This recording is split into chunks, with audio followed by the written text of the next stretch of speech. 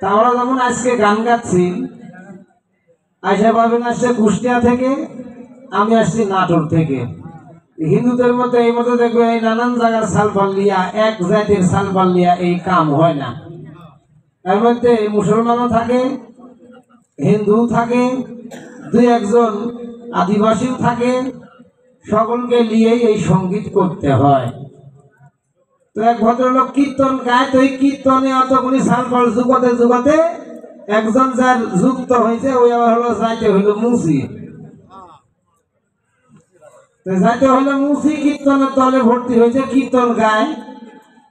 তো মুসির আসলে সব হলো মরা গরু দেখলে মন লুকতে থাকে না, চামড়া ঝুড়ি বিক্রি করার একটা অভ্যেস আছে। একটা গরু হাত পা সাট করে দিয়া শুয়ে আছে। তো বললো উস্তাদ একটা কথা বলবো আপনার। তো বুঝতে পারছে এই গরুটা মরি আছে, তাই তুই দেখে যাবি। তো বললো তাহলে তো বুঝতেই পারছেন, তার গরু লাগবে না। তো যা তোর ভাগে কীর্তন আমরা করতে থাকবো, তবে একটা জ্ঞান রাখিস, ওই চামড়া বিক্রি করে যাই হবে ওইটার কিন্তু ভাগ দিতে হবে আমাদের। ওটা তো দিবই, সঙ্গে থাকি। এবার ওরা যা কীর্তন আরম্ভ করে দিয়েছে, ইও যা ওই গরুর পা ধরি চাকু দিয়ে একটা প্যাঁচ দিছে, গরুর পায়ে চামড়া কাটি গেছে, গরু লাফ দিয়ে উঠছে।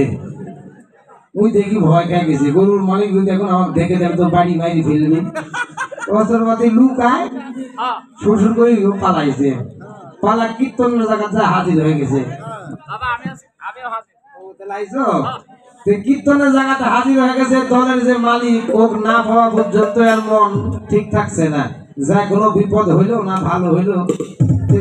কীর্তনের তো তাল ছাড়লে কীর্তন হবে না, তো কীর্তনের তালেই ওর নাম হলো কানু।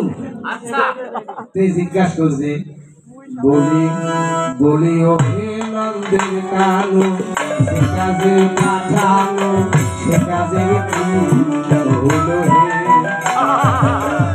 হে নন্দের কানু, সে কাজে পাঠানো সে কাজের কি হলো হে। কানু চিন্তা করলে আমার নাম ধরলো যখন, তখন আমাকেই কথা জিজ্ঞাসা করছে যে কাজে পাঠানো সেই কাজের খবর কি। কানু যখন কীর্তনের তালেই বলছে, আমি খসর মসর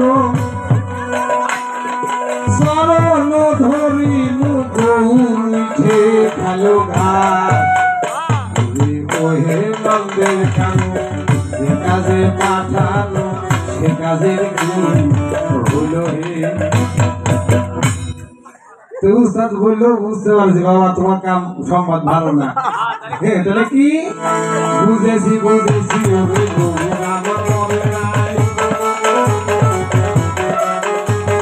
বুঝেছি বুঝেছি ওরে গৌর আমার মরে নাই,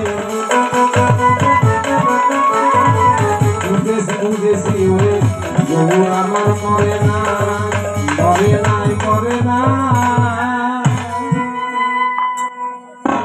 তোর মনে কথা জানা হয়ে গেল, বুঝতে পারছি তাহলে গৌর মরেনি।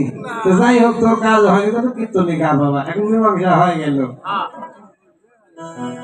এতক্ষণ পেশাব পায়খানা হয়ে গেল।